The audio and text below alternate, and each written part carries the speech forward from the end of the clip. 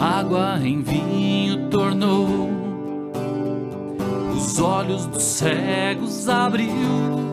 Não há outro igual a Deus.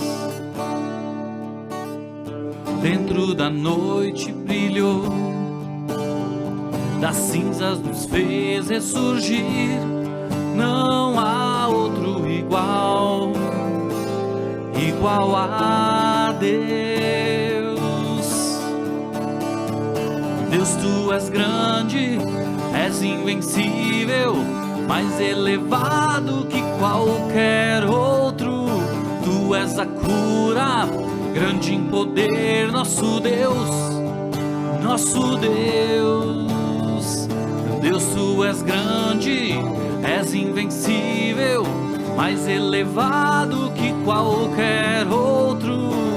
Tu és a cura, grande em poder, nosso Deus, nosso Deus.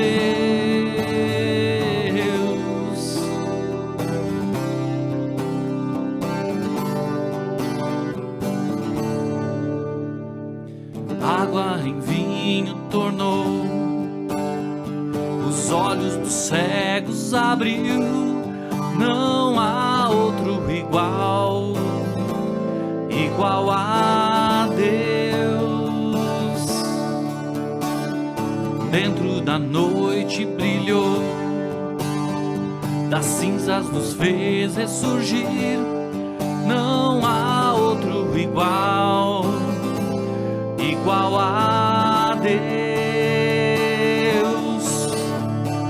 Deus, tu és grande, és invencível, mais elevado que qualquer outro. Tu és a cura, grande em poder, nosso Deus, nosso Deus.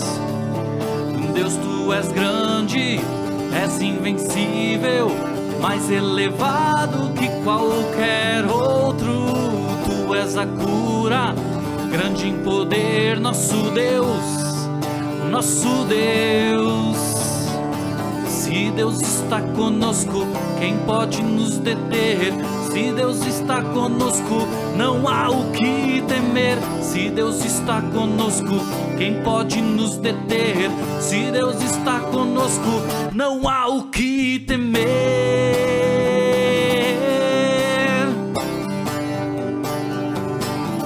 Não há o que temer.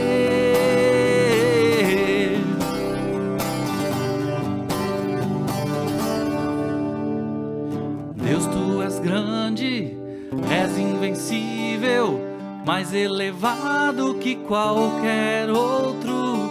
Tu és a cura, grande em poder, nosso Deus, nosso Deus. Seja bem-vindo a mais uma transmissão da nossa igreja, aqui a partir de Santa Cruz do Sul, a Igreja Monte Serra, Santa Cruz do Sul. Você é muito bem-vindo aqui para experimentar um pouco mais de Deus. Obrigado, Felipe. É sempre muito bom já, né, quando começa cantando, louvando a Deus. Eu acredito que é um baita momento da gente até dar aquela aterrissada, naquela esvaziada de tanta coisa que às vezes a gente está na nossa mente, né, fazendo a gente ter distrações em relação às coisas de Deus. Obrigado, Felipe. Vamos orar então para que o nosso coração esteja preparado para receber o que Deus tem hoje. Hoje já é um dia especial, mas tem algo muito legal que vai acontecer hoje também. Hoje é o próprio Felipe que ele tocou o violão e agora ele vai ministrar a palavra. Então Deus colocou algo no coração dele, ele vai poder estar ministrando para nós. Nós estamos hoje na segunda parte da série Encontros com Jesus. Então hoje o Felipe vai poder ministrar e eu estou muito feliz por isso, Felipe. Muito feliz mesmo, que vai ser você que vai ministrar o nosso coração. Então nós vamos orar aqui para que o Senhor fale através da tua vida, através da tua mensagem, e que seja uma segunda-feira diferente, uma segunda-feira especial, uma segunda-feira que a gente tenha certeza de que o Senhor falou com a gente e que ela promova um encontro com Ele. Vamos orar então? Deus, obrigado por tudo que o Senhor tem feito na nossa vida, obrigado por essa transmissão, obrigado por esse momento, obrigado por essa série Encontros com Jesus. Queremos te encontrar, Deus. Assim como a gente já teve várias experiências contigo, Deus, nós queremos te encontrar todos os dias, Pai. E se tu tens hoje, Pai, para nós um encontro todo especial aqui contigo, que vai, Deus, melhorar a nossa comunicação, nosso relacionamento contigo, Pai, que vai produzir uma influência em nós e a partir de nós estamos aqui, Deus, com tudo que nós somos, Pai, com o nosso coração aberto para desfrutar disso aqui, essa noite. Nós oramos, em nome de Jesus também, que o Senhor abençoe a vida do Felipe, que o Felipe possa ministrar o nosso coração, que o Felipe ele possa estar ali com a boca dele, Pai, cheia daquilo, Pai, que o próprio Senhor encheu. Em nome de Jesus, amém. Deus te abençoe. Fica agora então com essa mensagem do Felipe. Felipe, Deus te abençoe. Boa noite, Márcio. Boa noite para você que está nos assistindo. Nós vamos seguir hoje com a segunda mensagem da série Encontros com Jesus. E hoje nós vamos falar sobre uma história que encontra-se no livro de Daniel. Nós vamos ler os capítulos 1 e o capítulo 3. Eu quero ler contigo esses textos e a gente vai meditar sobre esse assunto hoje. Diz assim o texto bíblico, Daniel capítulo 1, a partir do versículo 1. No terceiro ano do reinado de Joaquim, rei de Judá, Nabucodonosor, rei da Babilônia, veio a Jerusalém e a sitiou.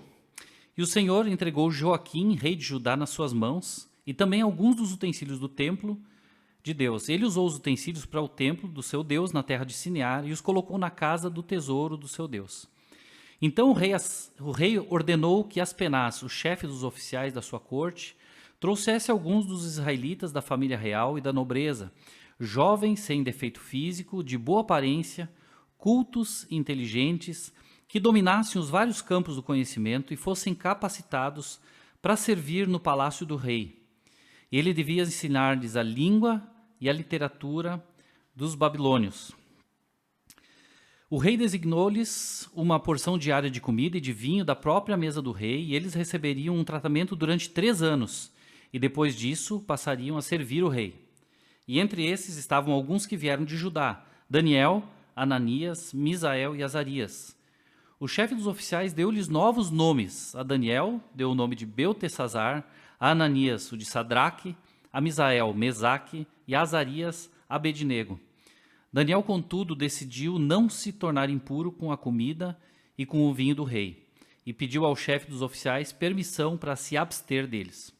Agora vamos lá para o versículo 18 até o versículo 20. Bota aí, Alexandre, para nós acompanharmos aí o texto. Diz assim: ao final do tempo estabelecido pelo rei para que os jovens fossem trazidos à sua presença, o chefe dos oficiais os apresentou a Nabucodonosor. O rei conversou com eles e não encontrou ninguém comparável a Daniel, Ananias, Misael e Azarias, de modo que eles passaram a servir o rei. O rei lhes fez perguntas sobre todos os assuntos nos quais se exigia sabedoria e conhecimento, e descobriu que eram 10 vezes mais sábios do que todos os magos e encantadores de todo o seu reino. Até aí. Então a gente vê aqui, no começo dessa história, um movimento que aconteceu na vida desses jovens, na vida do povo de Judá. A gente vê ali que Nabucodonosor, rei da Babilônia, sitiou Judá, levou preso o rei Joaquim, levou vários jovens, boa parte do povo para a Babilônia, e destacou esses jovens nobres, de boa aparência, de conhecimento, para servirem ao rei. Então a gente vê uma grande mudança na vida deles. Esses jovens foram contra a sua vontade, arrancados da sua terra, do seu país, da sua nacionalidade, do seu patriotismo, da sua civilidade, das suas referências, da sua história, do lugar onde eles nasceram e foram criados. Foram tirados do meio do seu povo, aquele sentimento de pertencimento, da sua etnia, da sua tribo, eles viviam em clãs, da sua família, e foram tirados da sua cultura, até mesmo do seu idioma, dos seus costumes, dos seus hábitos, e levados para uma nova terra, um novo país, vivendo entre um novo povo, com outra cultura, com outro contexto, outro idioma, aprenderam coisas novas, tiveram uma substituição de tudo que eles viveram até então. Esse movimento não foi algo simples, foi algo bastante radical na vida deles. Levaram aí 3 anos, sendo preparados para poderem fazer o quê? Servir ao rei Nabucodonosor. Servir aquele que foi o opressor deles, que os escravizou. Olha que mudança na vida desses jovens, né? Todo um movimento que aconteceu para que eles saíssem de onde estavam, cômodos, talvez no conforto da sua casa, e foram levados numa terra nova, viver uma situação totalmente nova, e o melhor ainda, né? O pior, na verdade, contra a sua vontade. E aí, o que aconteceu, né? Eles tiveram que se adaptar a essa cultura, mas num primeiro momento já, né? Nessa primeira situação, eles foram provados, durante essa mudança toda, provados no seu relacionamento com Deus. Então eu quero destacar nesse primeiro ponto, o movimento. É uma palavra que a gente está usando bastante aqui nessa série. Primeiro ponto, movimento, né? A vida deles passou por um movimento bastante grande. No segundo momento, eles foram então provados já quanto à sua fé, o seu relacionamento com Deus. Diz aí o versículo 8 desse primeiro capítulo, que Daniel, e logo seus amigos também, decidiu não se tornar impuro com a comida e com o vinho do rei. E pediu permissão ao chefe dos oficiais para se abster deles.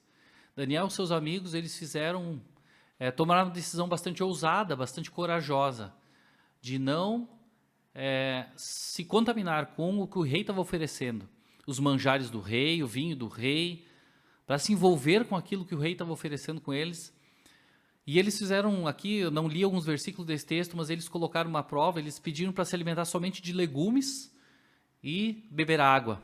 E fizeram uma prova durante algum tempo, e eles foram, a saúde deles foi verificada por esse oficial, e ele então viu que eles estavam mais saudáveis do que os outros jovens que estavam se alimentando, e da comida que foi servida para eles e do vinho que foi dado a eles. E logo essa passou então a ser a rotina deles, se alimentavam de legumes e tomavam água. E assim eles se apresentaram ao final desse tempo, diante do oficial, diante do rei, e foram encontrados 10 vezes mais sábios do que os outros. Daí passaram a servir no Palácio Real. Então, nesse primeiro momento, já houve ali uma prova de relacionamento com Deus. Eles iam se envolver com essa cultura dessa forma, ou eles iam se manter firmes àquilo que eles criam, né? Aquele relacionamento que eles tinham com Deus. Eles não se contaminaram com a comida e com o vinho do rei. Mas logo mais, e esse é o tema já da nossa reflexão de hoje, eles vão ser postos à prova, em uma prova de fogo. Daniel, que é um desses 4 jovens, ele tem a sua prova registrada no capítulo 6 do livro de Daniel. É uma história bastante conhecida, talvez você já ouviu, de Daniel na cova dos leões. Esse não é o tema de hoje, a gente não vai falar dessa história, mas leia lá, Daniel capítulo 6, e você vai ver como Daniel também foi posto à prova na sua fé e teve que demonstrar que era fiel a Deus, acima de tudo. Mas hoje nós vamos falar desses outros 3 jovens, os amigos de Daniel, que receberam aqui novos nomes, né? Sadraque, Mesaque e Abednego. Até isso, né? Esse movimento na vida deles gerou mudança de nome, mudança de identidade. Então vamos lá, Daniel capítulo 3, eu quero te convidar para a gente acompanhar agora esse texto. O capítulo 3 de Daniel começa assim. Vamos ler dos versículos 1 até o versículo 6 inicialmente. Diz assim: o rei Nabucodonosor fez uma imagem de ouro de 27 metros de altura e 2 metros e 70 centímetros de largura, e a ergueu na planície de Dura, na província da Babilônia. Depois ele convidou os sátrapas, os prefeitos, os governadores, os conselheiros, os tesoureiros, os juízes, os magistrados e todas as autoridades provinciais para assistirem à dedicação da imagem que ele mandara erguer. Assim todos eles, todos os que estão relacionados aí, se reuniram para a dedicação da imagem que o rei Nabucodonosor mandara erguer e ficaram de pé diante dessa imagem. Então o arauto proclamou em alta voz: essa é a ordem que lhes é dada, ó homens de todas as nações, povos e línguas. Quando ouvirem o som da trombeta, do pífaro, da cítara, da harpa, do saltério, da flauta dupla e de toda espécie de música, prostrem-se em terra e adorem a imagem de ouro que o rei Nabucodonosor ergueu. E quem não se prostrar em terra e não adorá-la, será imediatamente atirado numa fornalha em chamas. Essa era a situação, e eu vou chamar isso aqui de atribulação, esse momento. A tribulação é problema, dificuldade, um obstáculo, desafio a que eles foram submetidos. Essa é a situação que eles se encontravam, né? Provaram inicialmente a sua fidelidade a Deus, no seu relacionamento com Deus, e agora, nesse momento, a sua fé era novamente posta à prova. Muitas vezes nós somos desafiados assim também, em relação à nossa fé, nossos princípios, nossas atitudes, nossas crenças, talvez no círculo de amizades, talvez no nosso trabalho, talvez em situações diversas, né? Nossa fé é posta à prova. E como nós nos posicionamos? Como a gente fica?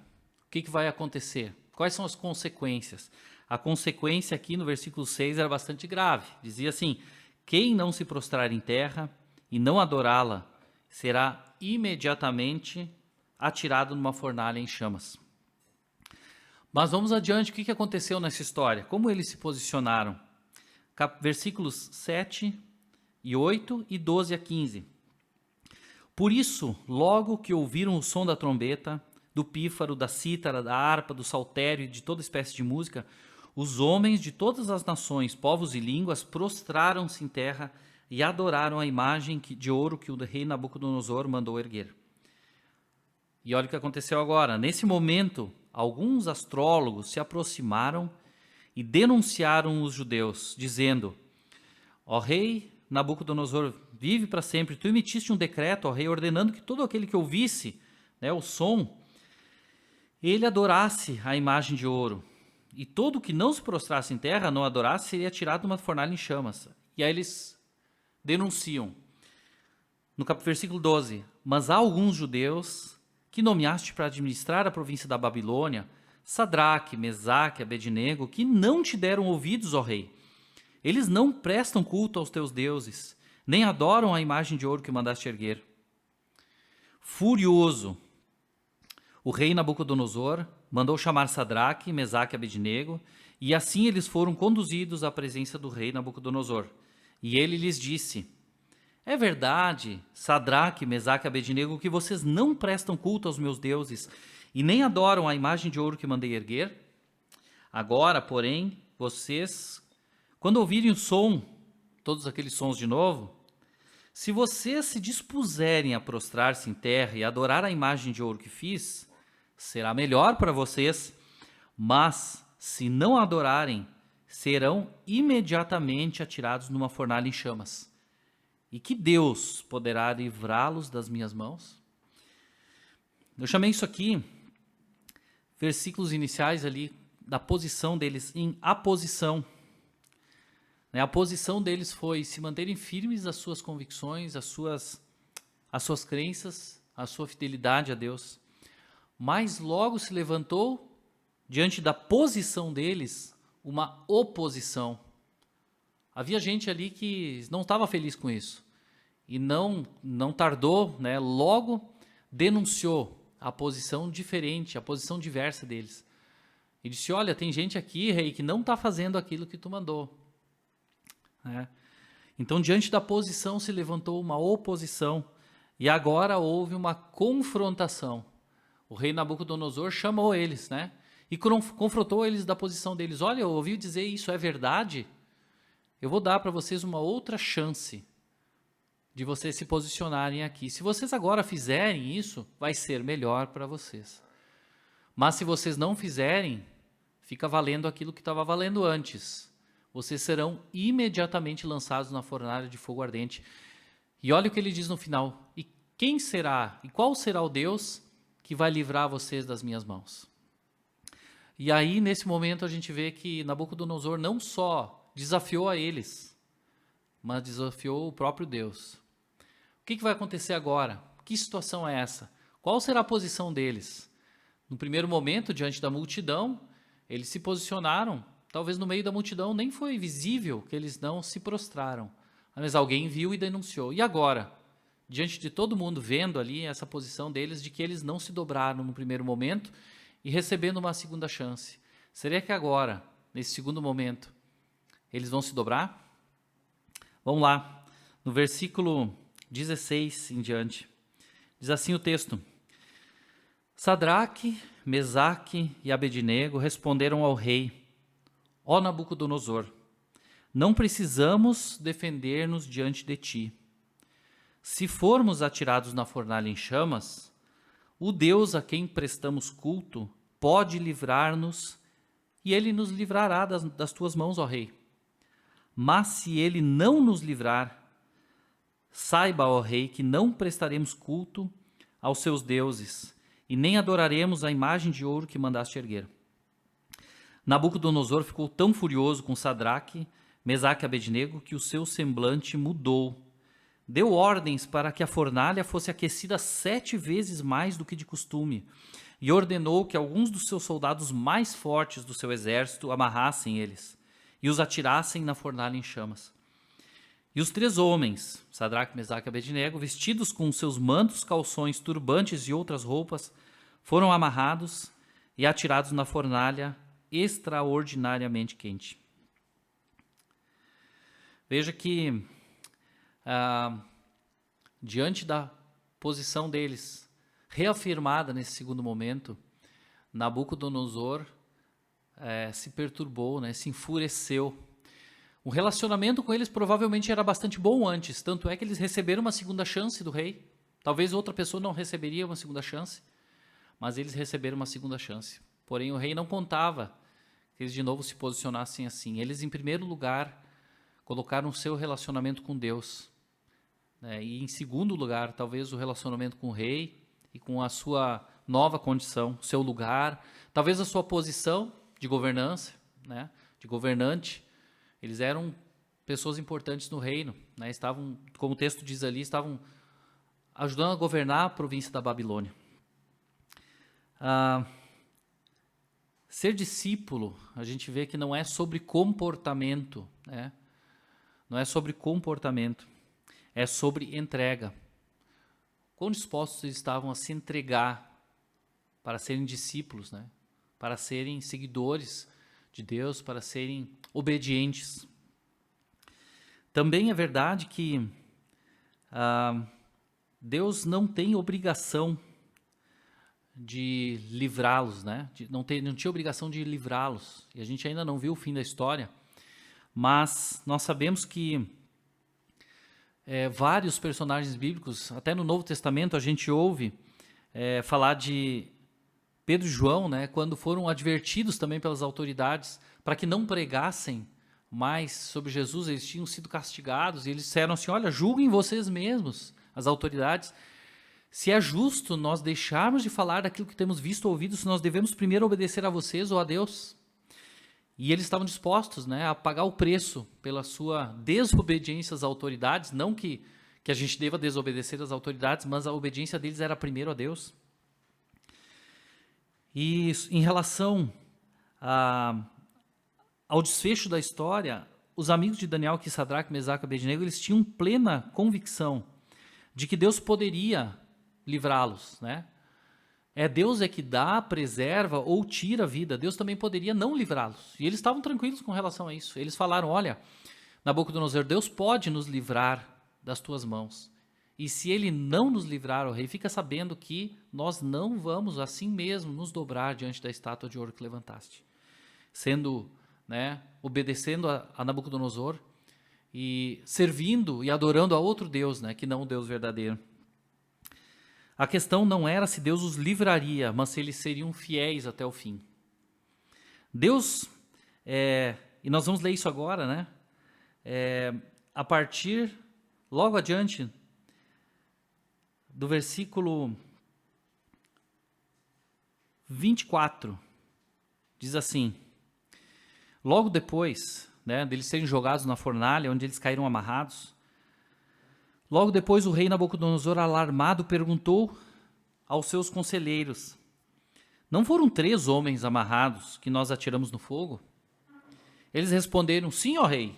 E o rei exclamou: olhem, eu estou vendo 4 homens desamarrados e ilesos andando pelo fogo, e o quarto se parece com um filho dos deuses. Então Nabucodonosor se aproximou da entrada da fornalha em chamas e gritou: Sadraque, Mesaque e Abednego, servos do Deus Altíssimo, saiam, venham aqui. E Sadraque, Mesaque e Abednego saíram do fogo. E os sátrapas, os prefeitos, os governadores, os conselheiros, todos que estavam reunidos ali, se ajuntaram em torno deles e comprovaram que o fogo não tinha ferido o corpo deles, e nem só um fio de cabelo tinha sido chamuscado. Os seus mantos não estavam queimados e não havia cheiro de fogo, de fumaça neles. Veja só, Deus não os livrou da fornalha. Deus os livrou na fornalha. Mesmo na prova de fogo, Deus se fez presente. Deus não os livrou, de serem jogados na fornalha, mas Deus providenciou um livramento na fornalha para que essa situação fosse singular, única, icônica, Houve uma determinação aqui, um firme propósito deles de cumprirem a vontade de Deus, custasse o que custasse. Deus, nessa situação, interveio, Houve uma intervenção. As palavras, lembrando do começo, houve uma tribulação. Depois a posição deles, uma oposição, a confrontação de Nabucodonosor, a determinação deles se manterem firmes e agora a intervenção divina. Deus interveio nessa situação de forma milagrosa, uma ação de Deus. O milagre é algo sobrenatural, inexplicável. Não pode ser produzido ou controlado pelo homem. Nós não fazemos milagres, não somos capazes de produzir nada. É Deus quem faz, é Deus quem opera. Deus é Deus, Ele não tem obrigação de fazer milagres, mas Ele o faz quando, onde, como e se Ele quiser. Nesse caso, Deus agiu, interveio na história. Talvez até para mostrar para Nabucodonosor que quem é o Deus que pode os livrar das minhas mãos? E Deus mostrou para Nabucodonosor quem era Deus, que poderia livrá-los das mãos dele. A gente sabe que Nabucodonosor foi um grande governante, A história conta do reino da Babilônia, e talvez Nabucodonosor se achasse aqui a pessoa e a figura mais importante da terra, que sabe até do universo. Deus provou para ele que quem era o Deus que poderia livrá-lo das mãos dele era o Deus verdadeiro. Aí, essa questão do relacionamento desses jovens com o Nabucodonosor, ele foi de uma situação aqui, talvez de um relacionamento normal, inicial, talvez até de confiança, por um desafio, por uma confrontação e agora por uma admiração de Nabucodonosor, para com esses jovens, para o que aconteceu com eles. E agora no final nós vamos para a última palavra. Lembre-se das três principais aqui: movimento, relacionamento e agora influência. O que aconteceu na vida desses jovens? Versículos 28 a 30. Diz assim o texto: Disse Nabucodonosor: Louvado seja o Deus de Sadraque, Mesaque e Abednego, que enviou seu anjo e livrou os seus servos. Eles confiaram nele, desafiaram a ordem do rei, preferindo abrir mão de suas vidas, a que prestar culto e adorar a outro Deus que não fosse o seu próprio Deus. Por isso eu decreto que todo homem de qualquer povo, nação, língua, que disser qualquer coisa contra o Deus de Sadraque, Mesaque e Abednego, seja despedaçado e sua casa seja transformada em monte de entulho, pois nenhum outro Deus é capaz de livrar ninguém dessa maneira. Então o rei promoveu Sadraque, Mesaque e Abednego a melhores posições na província da Babilônia. Lendo talvez só esse último verso, a gente parece que está falando aqui de que a fidelidade a Deus produz prosperidade financeira, material ou posição. Mas não é esse o destaque, não é isso. Deus pode fazer isso? Pode até fazer. Não é esse o ponto. Não é uma promessa. Não é essa a questão. O que eu quero te dizer aqui é o seguinte. Primeiro momento, Nabucodonosor reconhece, no versículo 28, louvado seja o Deus de Sadraque, Mesaque e Abednego, que enviou o seu anjo e livrou os seus servos. Toda a honra, toda a glória e todo louvor é somente a Deus. Só Ele é digno de louvor. Embora tenha acontecido com os jovens aqui, com os três jovens, Nabucodonosor entendeu que foi uma ação de Deus. Foi Deus que agiu ali e resolveu a sua situação. E Deus provou para ele que só o próprio Deus é digno de toda a honra, glória e louvor. Houve também, nesse momento, um temor a Deus, ao Deus verdadeiro, por parte tanto do rei Nabucodonosor, quanto daqueles que estavam ali e viram a situação de que nem as roupas, nem o cabelo, nem nada daqueles jovens foi afetado, foi chamuscado. E eles verificaram isso, puderam ver, houve uma admiração e houve um temor. Tornaram-se desculpáveis quanto à idolatria ao adorar aquela imagem de ouro, entendendo que só há um Deus verdadeiro. E houve também no final a credibilidade de Sadraque, Mesaque e Abednego diante do rei. A demonstração da fidelidade deles a Deus provou ao rei que eles eram dignos de confiança e eles eram pessoas capazes, eles eram pessoas responsáveis, eles estavam dispostos a morrer pelas suas convicções, pelas suas crenças, por aquilo que eles tinham como mais precioso. Ele mesmo disse, né, que eles foram fiéis a Deus acima da preservação da própria vida. Então isso causou uma admiração bastante grande do rei Nabucodonosor diante deles. E eles foram colocados em uma posição de destaque por Nabucodonosor, e isso fez com que a influência deles no reino fosse ainda maior. Qual o resultado disso?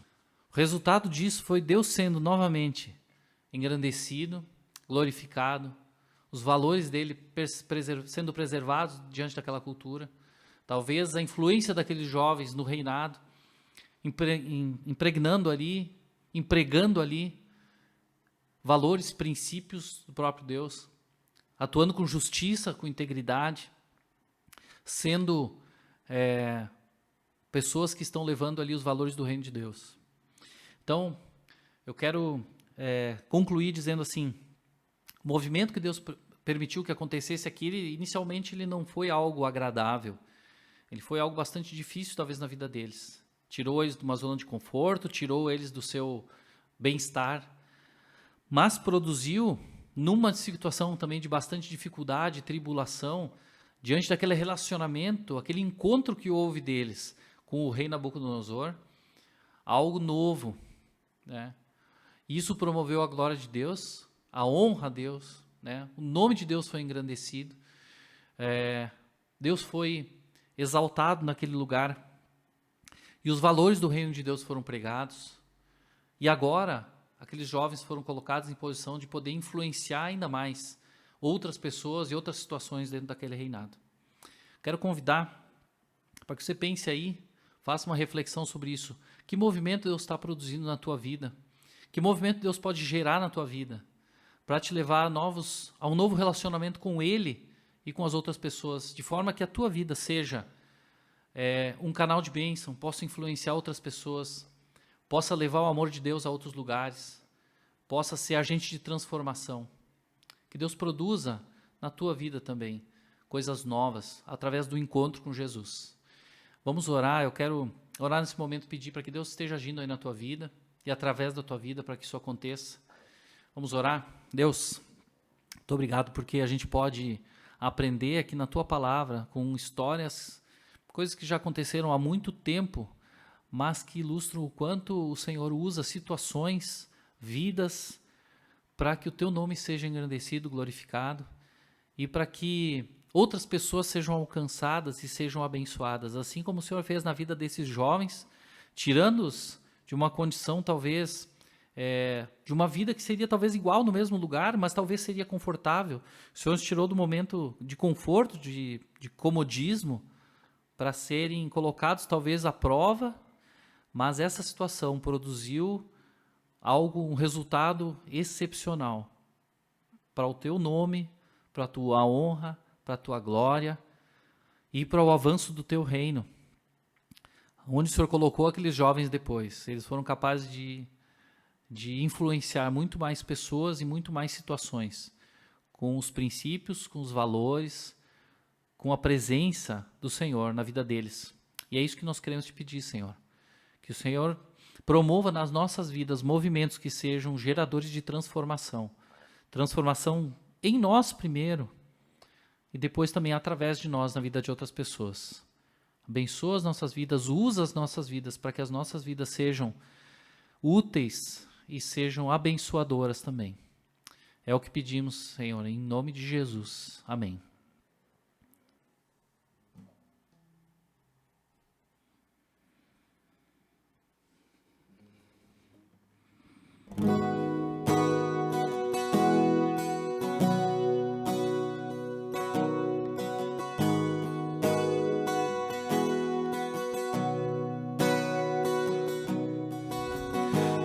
graças estou em meio ao fogo. Outro caminho se nada me restou. Quando olho o que fez em mim, onde estava aí, onde estou aqui, eu sei, sozinho não estarei. Há um outro na fornalha, andando junto a mim. Havia um outro em meio às águas, fazendo o mar se abrir.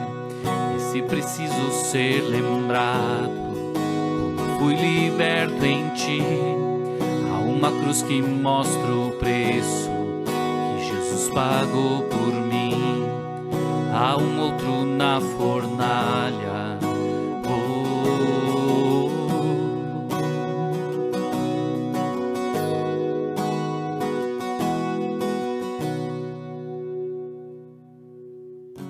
Sobre as águas está o meu passado.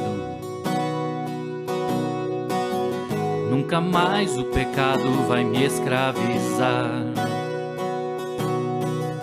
Se eu tropeçar no meu caminhar, me levantarei, eu persistirei. Sigo em frente, eu ao mundo não vou me prostrar. Não, eu sei, sozinho não estarei. Há um outro na fornalha, andando junto a mim. Há um outro em meio às águas, fazendo o mar se abrir. E se preciso ser lembrado, como fui liberto em ti, sei que o poder que vence a morte é o poder que vive em mim. Há um outro na fornalha. Há um outro na fornalha. Vejo a tua luz sobre as trevas, todo mal se rende a ti. Ouço rugir lá do alto, sua presença está aqui. Sinto o chão tremer sobre os meus pés, as muralhas vão cair. Nada nos separa, nada nos separa.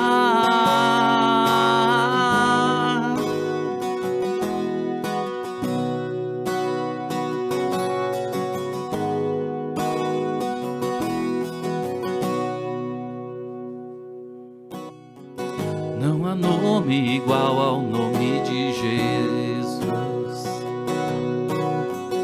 O que era, que é e para sempre será. Mesmo que eu não saiba o que virá, sei que tua verdade não falhará. Eu sei, sozinho não estarei. Haverá um outro na fornalha, andando junto a mim. Haverá um outro em meio às águas, fazendo o mar se abrir. E se eu preciso ser lembrado, quão bom tu és pra mim, me alegrarei em meio às lutas, pois sei que sempre estarás ali. Haverá outro